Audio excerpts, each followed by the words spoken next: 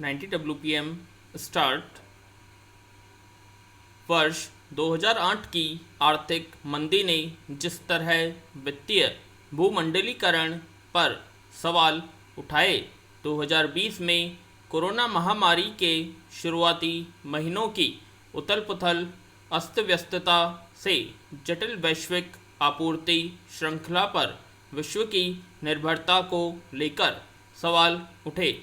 बीते कुछ माह में जब विश्व के कुछ हिस्सों में वैक्सीनेशन शुरू हुआ और कुछ हिस्सों में बाधित हुआ, तो वैश्वीकरण और पूंजीवादी व्यवस्था को लेकर संदेह गहराया। विराम ऐसे में जब तक सरकारें सक्रिय नहीं होगी, पूंजीवाद के लिए विश्वसनीयता का संकट पैदा हो सकता है। विनियमित बाजारों के पक्ष में बड़ा तर्क यह है कि वे किसी अन्य प्रणाली की तुलना में उत्पादन का बेहतर प्रबंधन करते हैं। माना जाता है कि पूंजीवादी विनियमित बाजार मांग और आपूर्ति का सही संतुलन कायम करते हैं और उचित लाभ देते हैं, लेकिन अभी मुद्दा है अक्षमता और पूंजीवाद से उम्मीद की जाती है कि इससे दूर रहें। पर महामारी के ऐसे वक्त में जब कोरोना वैक्सीन की सख्त ज़रूरत है, हमारी क्षमता बर्बाद हो रही है और नवाचार से भी किसी को लाभ नहीं मिल रहा है। सभी अनुमान एक साथ मिल जाएं तो नतीजा निकलता है कि इस 12 वर्ष बिलियन खुराक का उत्पादन किया जा सकता है, लेकिन हकीकत आसपास भी नहीं है। विराम उपलब्ध खुराकें समृद्ध राष्ट्रों ने हड़प ली हैं, तो क्या ज़्यादा खुराकों का उत्पादन किया जा सकता है? बांग्लादेश की एक कंपनी का कहना है कि यदि उसे लाइसेंस और तकनीक दी जाए तो वह हर वर्ष 600 से 800 मिलियन खुराक तैयार कर सकती है। यदि इसे वास्तविकता से ज़्यादा अनुमान माने तो भी कई ऐसी कंपनियां हैं जो कतार में हैं और नियामकों एवं पट्टेधारकों से हरी झंडी के इंतज़ार में है। विराम वैक्सीन निर्माताओं का नेटवर्क, जिसमें विकासशील देशों के 41 सदस्य हैं, अकेले हर वर्ष 3 से 4 बिलियन अन्य टीकों का उत्पादन करता है। हालांकि बहुत सारे देशों ने मांग की है कि महामारी के दौरान कोविड बीमारी से जुड़ी दवाओं और वैक्सीन के लिए बौद्धिक संपदा अधिकार IPR को आवश्यक रूप से निलंबित किया जाए। विराम यह लुभावना और संतोषजनक समाधान प्रतीत होता है, लेकिन जैसा कि मेरे सहयोगी डेविड फिल्किंग कहते हैं, यदि नई वैक्सीन बनाना IPR नियमों की अनदेखी करने जितना सरल होता, विकासशील देश कमल सारी लाइसेंस जारी कर यही कह रहे होते, लेकिन उन्होंने ऐसा नहीं किया। इसकी वजह है हर नए लाइसेंस से जुड़ी नई लोकेशन और गुड मैन्युफैक्चरिंग प्रैक्टिस को सुविधापूर्वक जांचने की। विराम टेकेडा वैक्सीन्स इक के राजीव वेंकैया ट्विटर पर लिखते हैं, वैक्सीन निर्माण का हर पहलू बड़ी निगरानी से गुजरता है।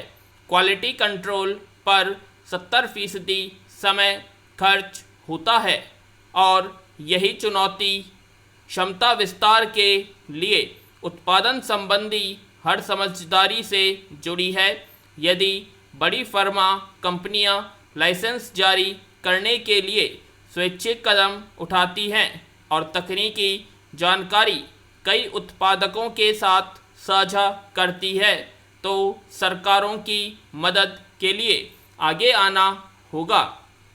विशेष रूप से समृद्ध राष्ट्रों को विचार करना चाहिए कि वे किस तरह के विकासशील देशों के लिए सुविधाएं बढ़ा सकते हैं ताकि वे लाइसेंस के तहत टीके बना सके। विकासशील देशों की सरकारों को विनिमय और बौद्धिक संपदा के लिए अपनी प्रतिबद्धता को मजबूत करना चाहिए ताकि उनके खुद के निर्माता लाइसेंस साझेदारों की तरह आकर्षक दिखें। यदि दोनों पक्ष इसे चुनौती से नहीं निपटते तो सारी दुनिया देखेगी कि क्षमता की बर्बादी और बाजार की विफलता की वजह यही सिस्टम है। विश्व व्यापार के नियम बौद्धिक संपदा के प्रति मौलिक सम्मान के साथ और बहुत कुछ अधर में है। जाहिर है, त्वरित प्रतिक्रिया के अभाव में पूंजीवाद की छवि को 2008 या 1929 के मुकाबले 2021 में गहरी ठेस लग सकती है। पैरा गोवा मुक्ति संग्राम का अंतिम चरण आज लगभग 75 वर्ष पूर्व समाजवादी नेता डॉक्टर राम मनोहर लोहिया ने 18 जून 1946 को शुरू किया था। विराम इसके लगभग 15 वर्ष बाद 18-19 दिसंबर 1961 को भारत सरकार ने सैन्य ऑपरेशन विजय के जरिए गोवा को आज़ाद कराया था।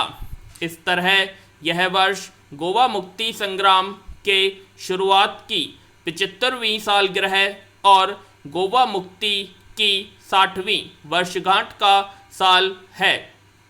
गोवा को पुर्तगालियों की गुलामी से निजात दिलाने के लिए 1946 से लेकर 1961 के बीच अनगिनत हिंदुस्तानियों ने कुर्बानियाँ दी। विराम बहुत सारे लोग बरसों पुर्तगाली जेलों में रहे और उनकी यातनाएं सहन की।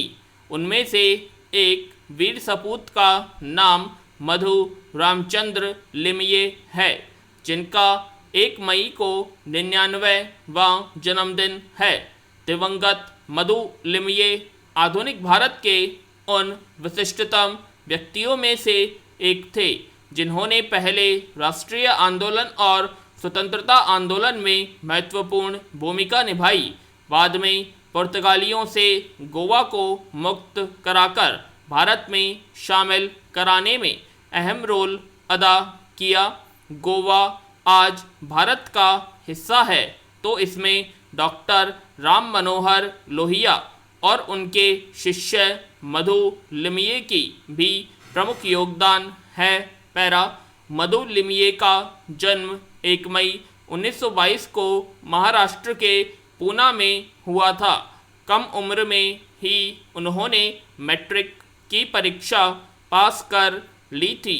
अपनी स्कूली शिक्षा के बाद मधु लिमये ने 1937 में पूना के फर्ग्यूसन कॉलेज में उच्च शिक्षा के लिए दाखिला लिया और तभी से उन्होंने छात्र आंदोलन में भाग लेना शुरू कर दिया।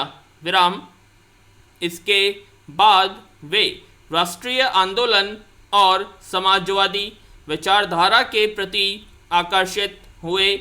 1950 के दशक में गोवा मुक्ति आंदोलन में भाग लिया, जिनके उसके नेता डॉक्टर राम मनोहर लोहिया ने 1946 में शुरू किया था। उपनिवेशवाद के कट्टर आलोचक मधु लिमये ने जुलाई 1955 में एक बड़े सत्याग्रह का नेतृत्व किया और गोवा में प्रवेश किया। विराम पुर्तगाली पुलिस ने सत्याग्रहियों पर हमला किया, पूर्ण विराम।